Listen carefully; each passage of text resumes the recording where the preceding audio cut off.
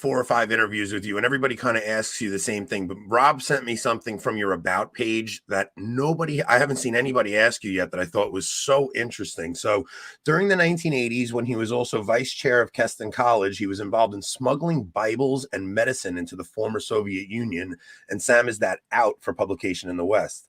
The experience of being occasionally arrested and interrogated by the KGB and other security services while visiting played an important part in the development of his views on totalitarianism and awareness of the threat that Marxism posed on the faith. So during the 80s, you actually were traveling and smuggling Bibles into Russia? Yes, Russia and what was then Czechoslovakia. Bibles, medicine, half a dozen pairs of jeans, because you could sell a pair of jeans on the black market for a month's salary. And Christians were being cancelled. They had no access to doctors, and they were in difficult financial position. So by taking them the drugs they needed and a pair of jeans, you could do, as well as a Bible, you could do them a lot of good. And that was what part of the organization I was involved with did. I did a few runs. I got caught on 2 of them. The worst one, quite funny, really. You must stop me if I go on too long. But no, please. In the first one, I was undressed to my underwear, and I pretended to be an eccentric Anglican clergyman coming over, having swallowed all the rhetoric about Russia being a completely free place, looking to exchange hospitality. That's why I was bringing Bibles. I was a religious nutter and wanted to give Bibles whenever I could find, and complimented the KGB majors who were interrogating me on the freedom and the wonderfulness of their society, which all the people on the left believed. And I pretended to believe it. And they just basically said, "Cut the crap. We know what you're doing. You will have come in with, we haven't found any paper on you. We've cut your overcoat open. We've been through your pockets. You're standing there in your underpants. So you must have your connections in your head. So you're going down." So I for a while I bluffed and I pretended. Then the guy put my hand on the desk in front of him, and he brought his machine gun down on my fingers like that. And much of the impact was taken by my wedding ring. So he said, "Why aren't your fingers broken?" I said, "Well, my wedding ring broke the force." He said, "What's your wedding ring made of?" I said, "It's gold." So he said, where on this form that you signed in the aeroplane did you say you were importing gold bullion? It says I'm not importing anything. I said, "It doesn't." Okay, he says, "That makes you a bullion smuggler." Do you know what the tariff for bullion smuggling in the Soviet Union is? It's 20 years. So now you're going to, so don't give us any of this nonsense about getting the ambassador and false arrest and we're causing you trouble. You're a criminal. You've smuggled gold bullion into the Soviet Union. You'll be sentenced to the normal tariff of 20 years. But I tell you what, we like you. We'll give you 1 year off your sentence for every name and address of the people you're going to see if you cough up the information. Wow. So holy cow. This is the height of the Cold War. Yeah, this is 1983. Andropov had just moved in. Andropov was very bad news. It was back to very hardline stuff. So they weren't joking. Andropov was one of the former heads of the KGB, correct? Yeah, that's right. Yeah. How when you get taken in and they're saying this to you, you have to be terrified. I mean, you have to be saying, "Holy cow, my life is over." I suddenly got very alarmed. I mean, the trouble was, it's very hard to put yourself back into that situation in 1988, but nobody knew anything. So, we all had friends who went in, a few friends. There were 2 or 3 agencies, clandestine stuff, but none of us knew anything because if you didn't know anything and you got arrested, you couldn't tell anybody anything. It's a bit like the Second World War. I don't mean to say we were playing at being spies, but I mean, there were some strong similarities. So nobody knew anything. You would hear when someone was caught or arrested or was of trouble. A lot of people got through. So I didn't know what would happen, but a member of my family had put a note in my pocket, and it was just possible that so they pulled out a letter saying, "Well, you're not only a bullion smuggler, but we think you're part of a Zionist network." And in those days, Moscow was very much against Israel. Mm-hmm. And I said, well, this is completely ludicrous. The trouble was, I knew they weren't joking, and they knew I knew they weren't joking. So the time for bluffing was pretty well over. And I clearly wasn't going to give them any names and addresses.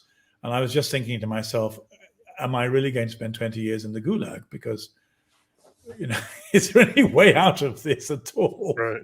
Or it's a shock. I'm in my underwear. They've hurt my hand. They're also in the preparation that we were given some kind of training for the nasty and nice cop routine. But I have to tell you, nothing prepares you for the psychological impact of what went on. So there was one of them was very unpleasant indeed and very threatening. The other was really nice guy. And so after an hour and a half or so, the nasty man went out for a break, and the nice guy came up to me and said, "Look, I'm really sorry. It's just bad luck you've got him. We're not all like that. But let me tell you another thing you don't know. I've got a 5-year-old daughter. How old's your daughter?" My daughter's 9 months old. Mine's 5, but she's got cancer. And I can get a treatment, but I simply don't have enough promotion. Is there any chance you could help me? If you give me a couple of names, I'll get promoted. My daughter gets cancer treatment. You could save a life. Oh, okay, they'll go to prison for 5 years, but you're saving my daughter's life, mate. We're fathers. Wouldn't you want me to do this for you? This is good cop, bad cop on a level I could not even imagine. Wow. Well, I have to say, it really does your head in. Yeah. I knew what was happening. The little video camera at the back of my head said, "This is good cop, bad cop. He's lying. It's not true." But I'm a bit of a sucker. I'm a Christian. I'm a priest. Someone comes to you and says, I had lots of people come to me in my life and say their 5-year-old daughters were dying. It's very hard to say this is a lie. And it does your head in very bad. It really, really disturbs and disorientates you. And I at the time, I thought, whoa, this is very effective. I didn't know I find this so emotionally destabilizing. I'm really going to have to hang on very hard here, or I'm going to crack. And then a miracle so ludicrous took place that you couldn't invent this. So they went into my coat pocket and they said, "There's a letter here which suggests that you may be a part of a Zionist network." Now, as it happens, at the time I didn't know it, but as it happens, my father's Jewish, and therefore I'm half Jewish. But so it could have been, but that's just an accident of history. So they said there are 3 signatories on this letter, and it incriminates you. So we'll start with you telling us who the signatories are.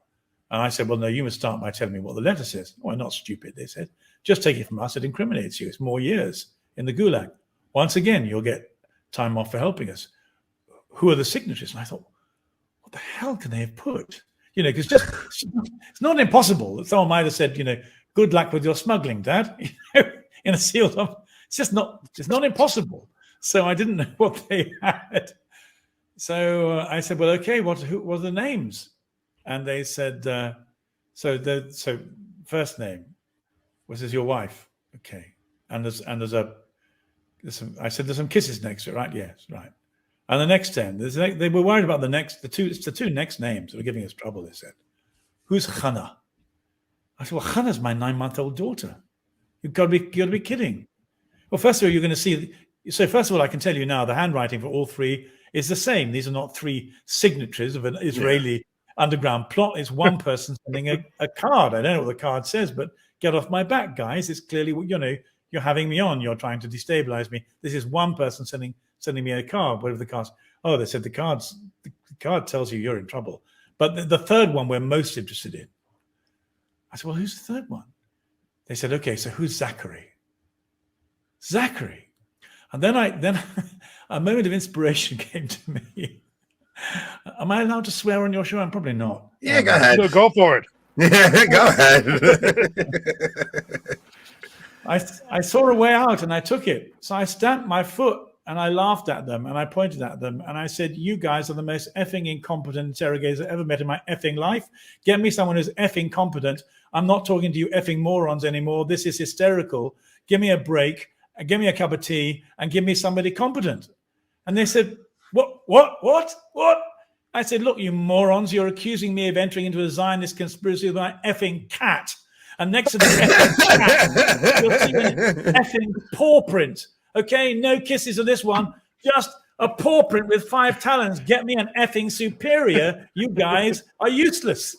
This is great. So I'm kind of glad that you used the F word. It said the F word instead of using. I thought you might drop a shit or something. I wanted to give you a flavor of what. Well, I had to be as aggressive as possible. As possible. Yeah. This was, I was saying, get me a blooming interrogator.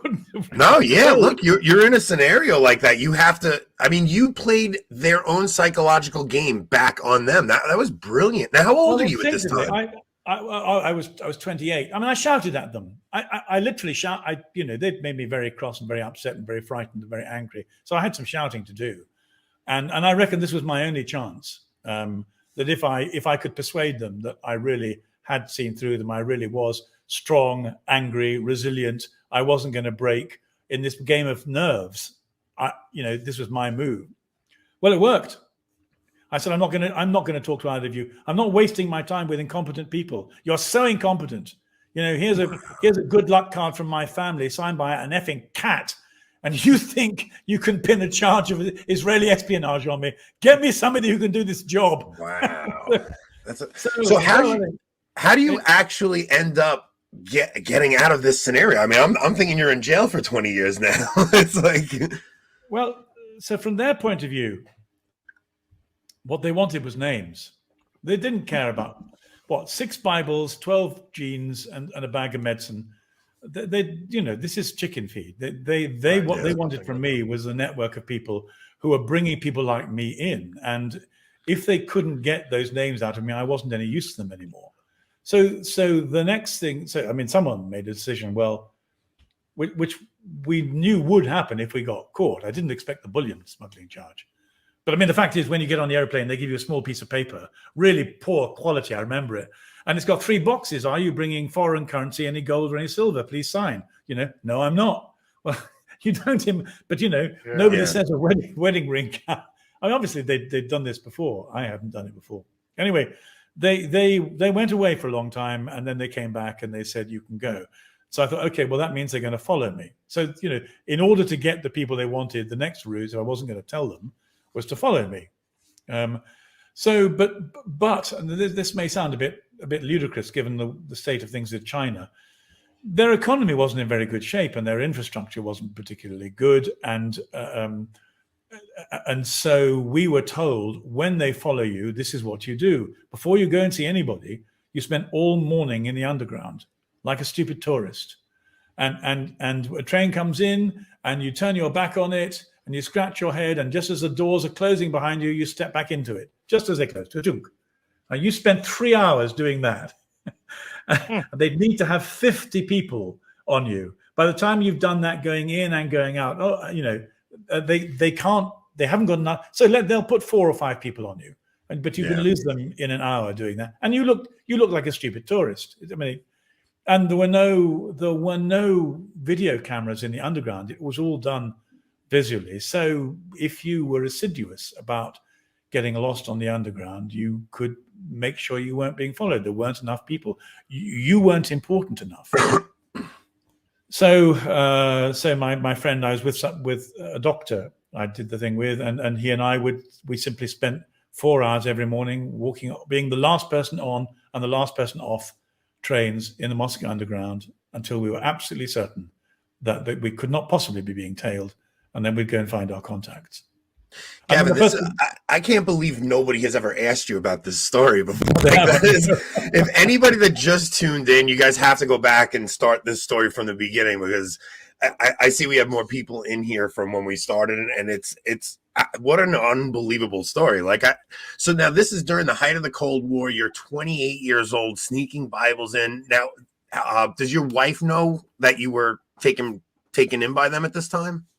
Well, she only knew when I came back. I didn't tell everyone what went on because I wanted to go back in. There's another more beautiful escape story which I'd like. So first of all, I'd like to say what people need to know is that when we went into a flat, the first thing they did was they put cushions over the telephones, they invited us into the kitchen, and then they ran the tap. And we spoke in whispers in the corner of the kitchen with all the taps running and telephones under cushions, because every single flat was bugged. So in a sense, it's what we're moving. The reason I say that's what we're moving to today. We're moving today to a point where with the electronic stuff in your home, anybody can listen in to what you're saying, whether it's through Alexa or Siri. We're all mic'd up. But they were mic'd up then too, and they also knew it. And so if you're in trouble when the state said the electrician's discovered something wrong with your main light fitting, he's coming in to fix it. Well, that means the state's putting a microphone in your living room.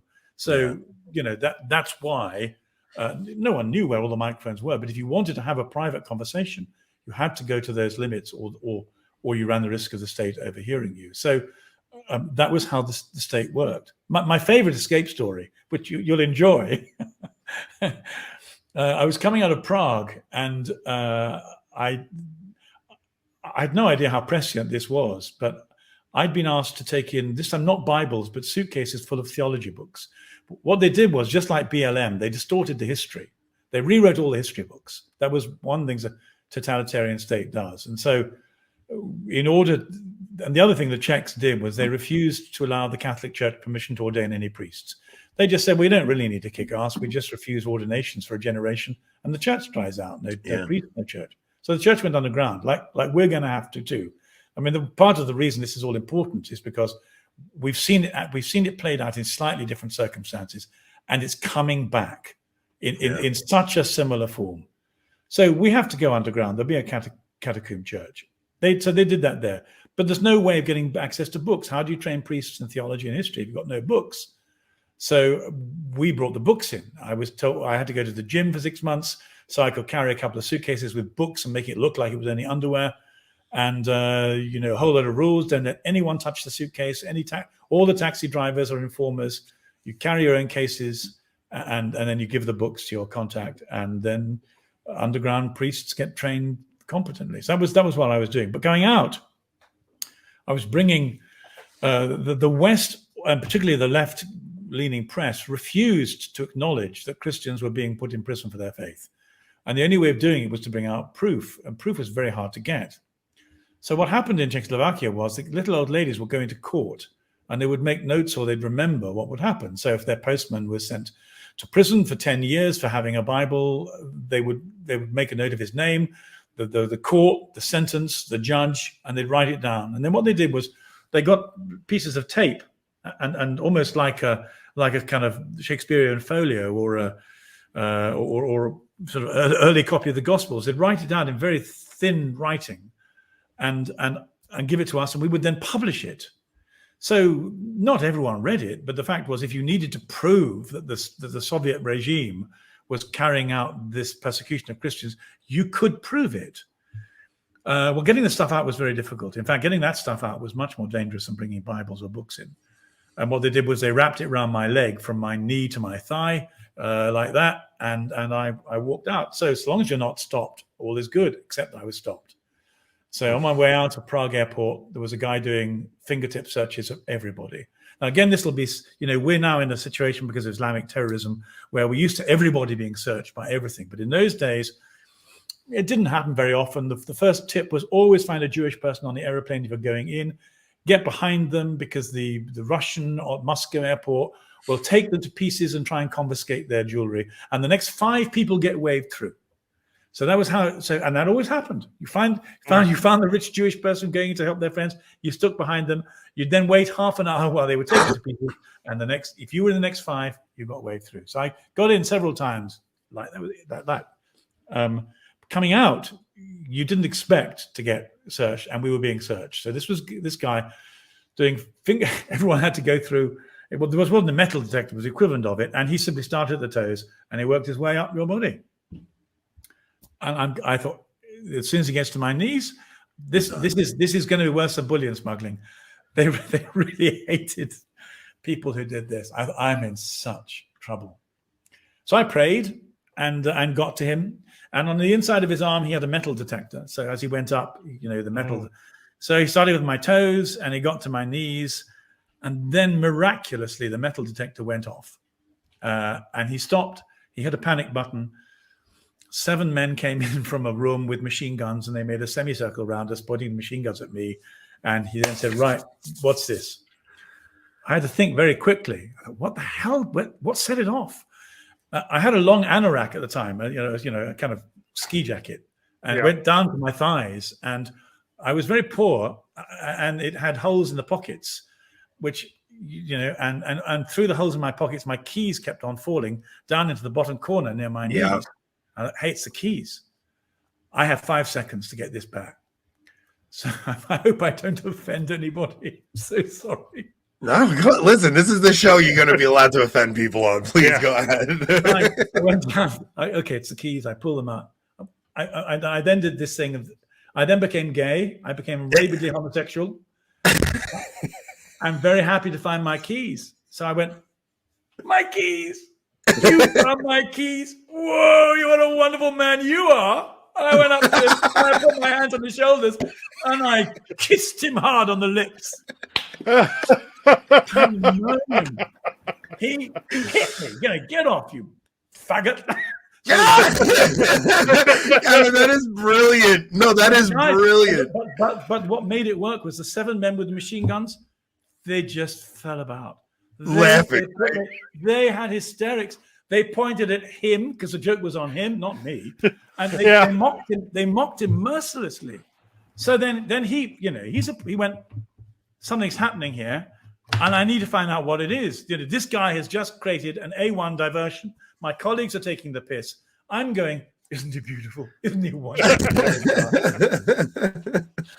So sorry. Anyway, it was that or prison. So he came back to me, and he mistakenly thought I was trying to hide something metal.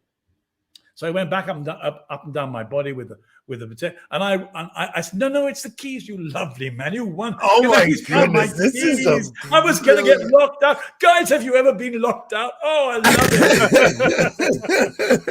it. Gavin, what an amazing story, man. I'm telling. Look, so he then, he kind of hit me a few times. Went up and down. He hit me, shook me. You're doing something, and I don't know what it is. And I just, the more I camped it up, the more the soldiers behind him laughed. The more they laughed, the more he lost his nerve. And finally, he kicked me out. Waved you through. Waved me through. So I sat on the airplane. And this was my last trip because my nerve broke. I sat on the plane, and they held us on the tarmac for an hour. And I knew what they were doing. They were phoning Moscow. They were phoning Krakow. Because there were no computers then. So they were looking, who is this guy? What's he up to? Is there any form? We're not letting him go until we've done some checks. So the whole plane sat there, and what's a polite way of saying I was shitting myself? I can't. I was shitting myself, and I must say that was one of the hardest hours of my life. And then when the airplane took off, well, I thought, if you ever fancied yourself as James Bond, you can't anymore. You are so scared. You are, that it was very frightening. The 2 stories you just told us are legit action movies, though. Like these could be made into action movies. And the thing is, Rob sent me